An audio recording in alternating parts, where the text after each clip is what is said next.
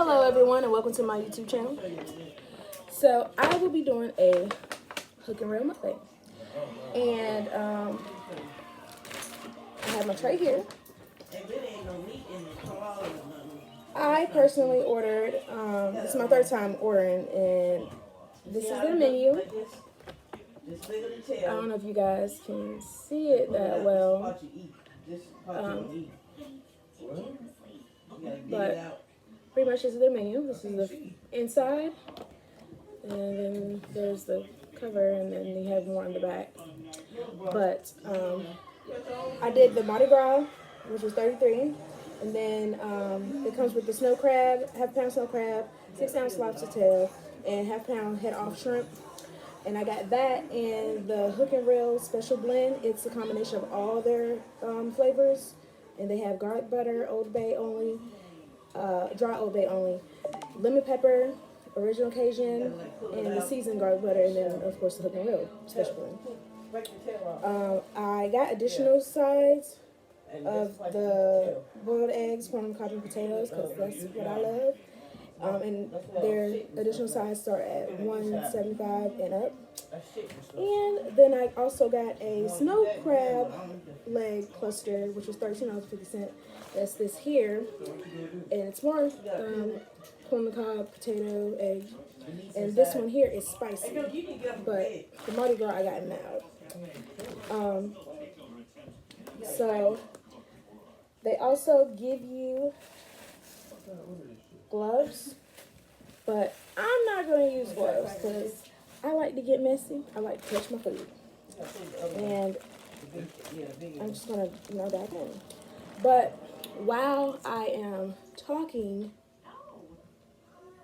to you guys, pretty much I'll be talking about a situation that occurred during labor and delivery of me having my son. And it's pretty much, neonatal seizures in babies. They occur shortly after birth or during the neonatal period and can indicate that a birth injury occurred. In fact, seizures may be the first and perhaps only clinical sign of a brain injury or disorder in a newborn baby. Seizures frequently develop in babies who sustain oxygen deprivation around the time of birth. So that's pretty much like the definition of what my son endured during labor and delivery. My son is in the background. He does not talk. He just yells when he wants something. So that will occur frequently. And as of right now, my nieces are eating, so you're going to hear them in the background too. But I am going to just pour this one out, and hopefully I don't make a big mess, but get it all on this platter that I have. Oh yeah. Oh yeah. Look at that big piece of garlic. But so take these bugs out, put that there, and I'm gonna open this one up too, and put this on this side so that way I know what's what.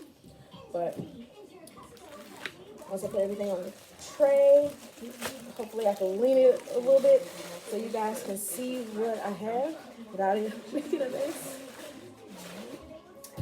Oh, that is so freaking red. That is going to set my fucking on fire.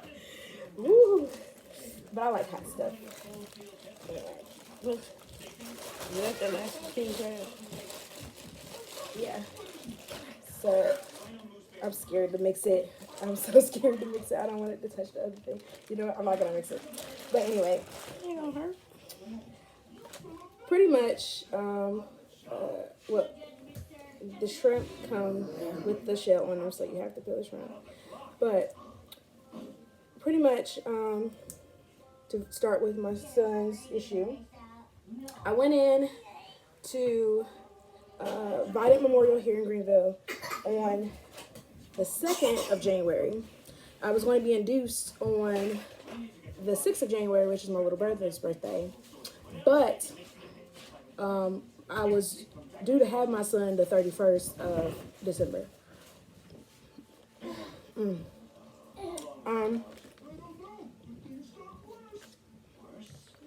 So I went in a second, and so funny, y'all. Like, I just knew that they weren't going to let me eat anything because I was in active labor. I was having contractions. So I stopped at Popeyes first. And Popeyes didn't have anybody answering at the drive-thru. So I sat there for 10 minutes. They weren't saying anything. So I decided I'm going to go in. Mind you, it's snowing here in Greenville at the time. I walk in the door, almost fall, bust my ass. There was no wet floor sign. That was already like a problem. And then I get to the counter and I'm like having contractions in between me talking, and I'm like, there's nobody answering me. I just want to eat. And I'm like, whoo, like breathing, trying to get my thoughts together. And the lady's like, what's going on? And my friend's girlfriend at the time, well, fiance now, she was like, she's in labor. And the lady's like, oh my God, God bless your soul. And she prays for me. And pretty much gives me my food for free. So that was a bonus. But I get to the hospital and they, check me, see how far I'm dilated. I was 3 centimeters dilated. So they kept me there because my contractions were so close together. And I would say about 6 o'clock that night on the 2nd, they checked me again, and I was 6 centimeters dilated, and that's when they tried to break my water. And apparently, they didn't break my water, and they thought they did. Look at that.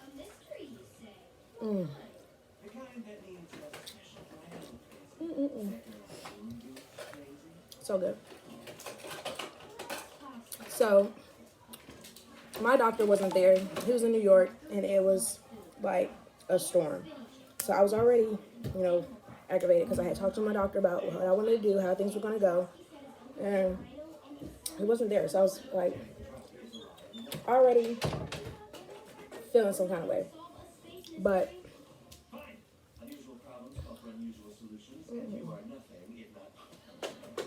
so 6 o'clock, they checked me again.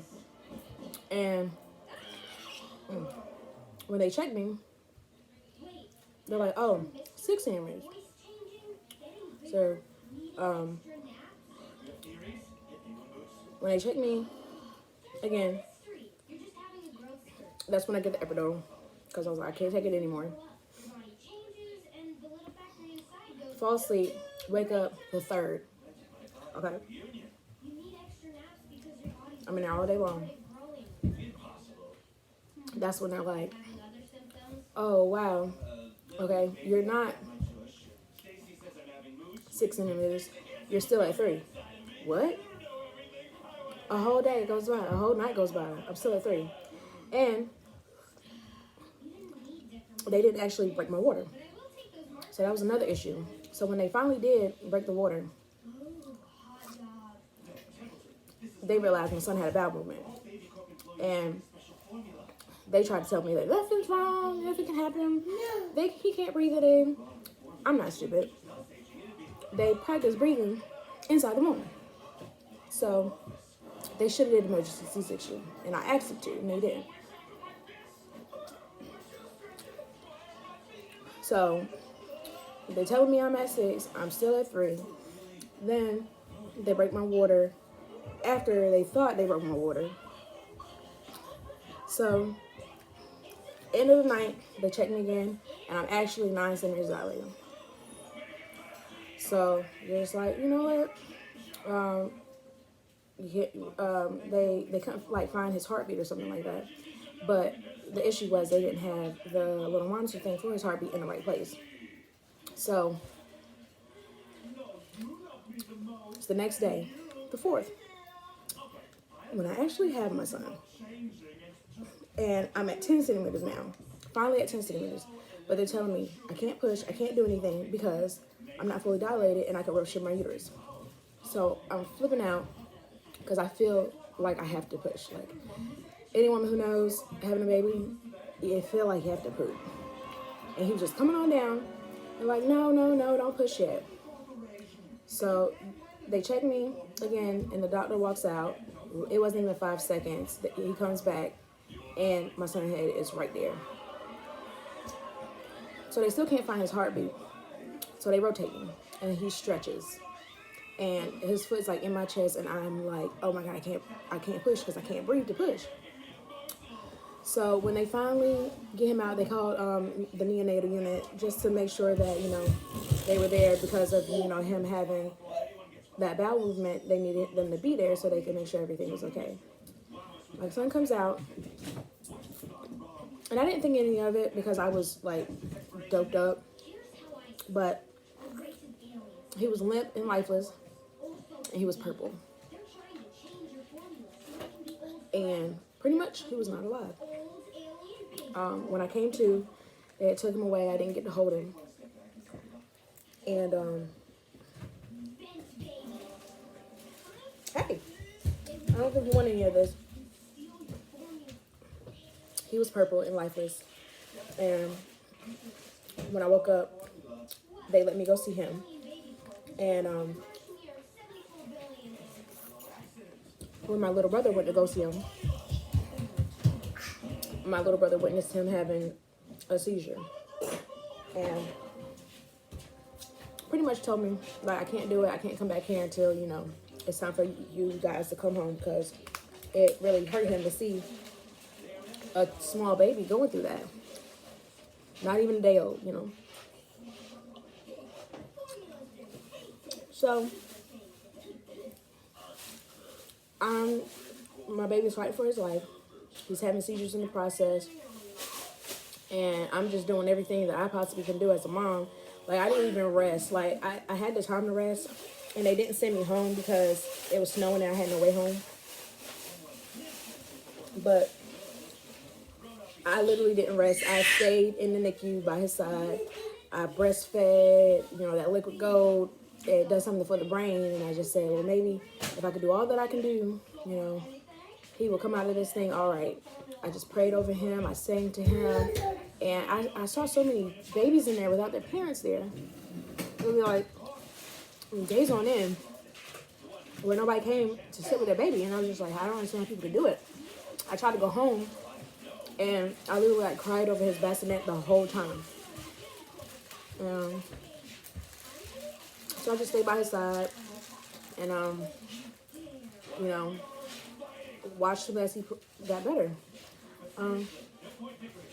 When they sent us home, I had to give him medicine.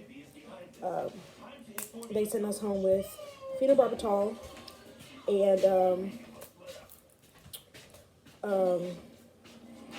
that's my mom in the background, guys. Phenobarbital and, oh gosh, I can't remember what the other one was called because it's been so long. But I had to give it to him one twice a day, one once a day. And I hated the way like it made my baby react. Like, but with him not, you know, pretty much like he wasn't breathing on his own and stuff like that in the hospital. So when he was finally like off the tubes and everything like that, he didn't cry. It was just like a silent, I could tell he was crying, but it was just silent. And so good. But when he finally did cry, it sounded like wah, wah, wah, wah, wah. It was the cutest thing. But he literally went from crying like that to just straight yelling. And he still yells like that to this day. But after that, it was months and months on end of, you know, neonatal visits. He had to go to the neurologist, medicine. He was on medicine until he was 1.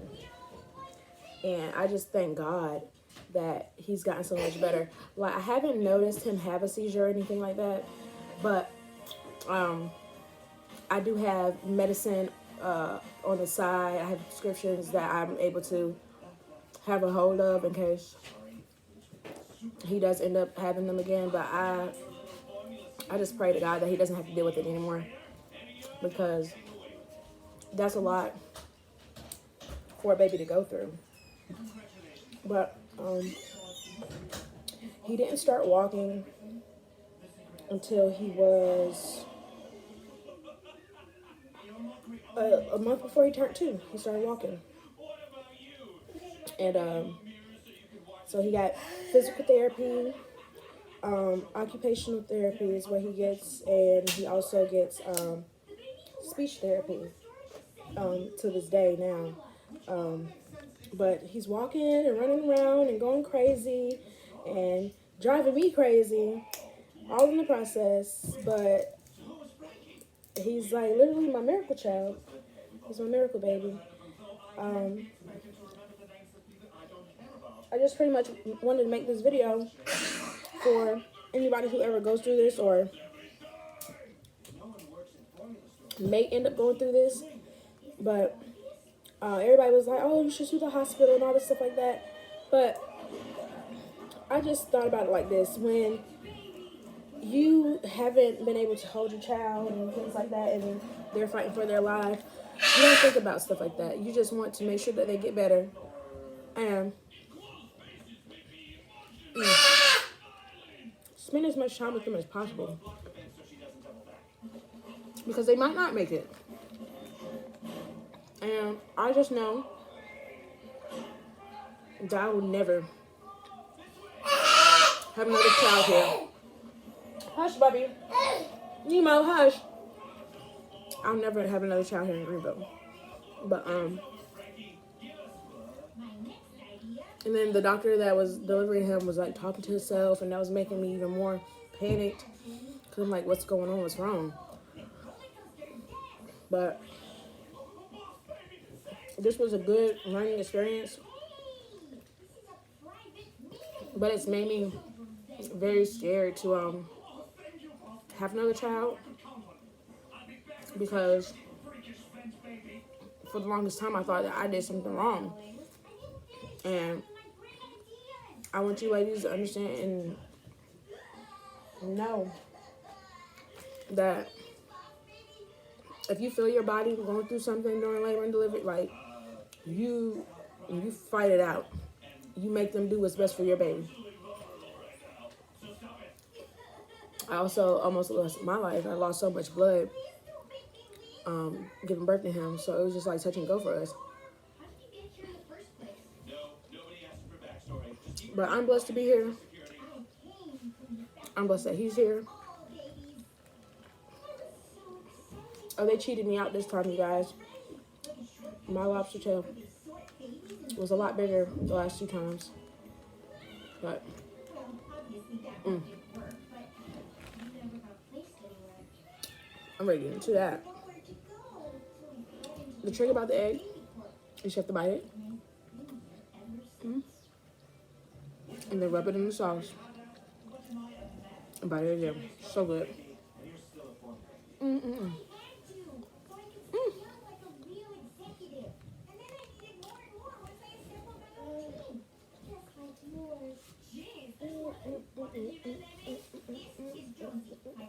But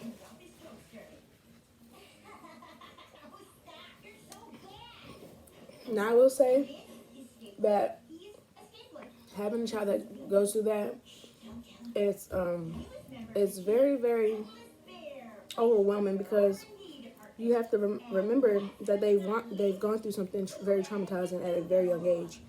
So you have to have patience with them. Now, I don't let that excuse his behavior, but he is on disability. He's a considered disabled child. But I won't ever let that be a reason for him to not excel in life. And potato.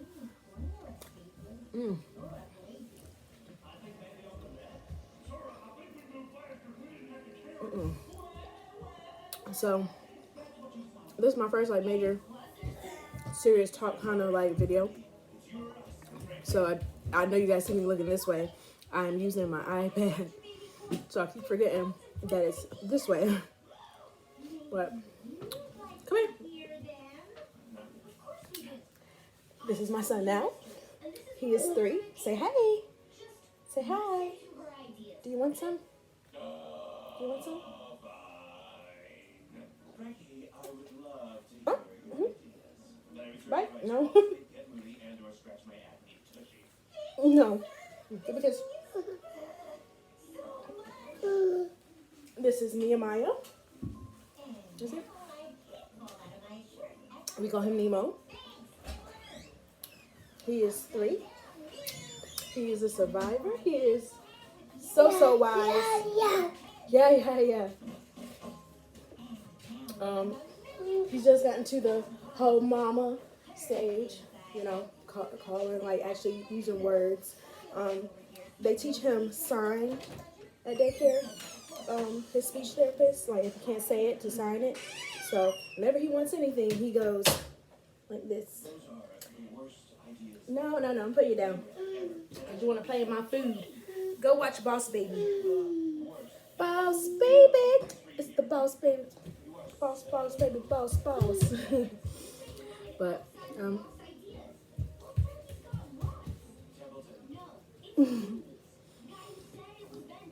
gonna go ahead and end this video so I can enjoy my food. No. But I want you to comment, like, share, subscribe.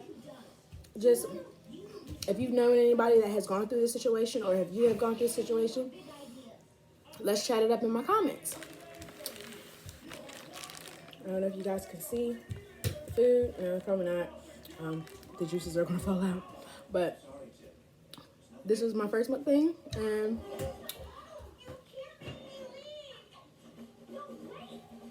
I hope you guys liked this video. I hope that it was very informative. Have a good one.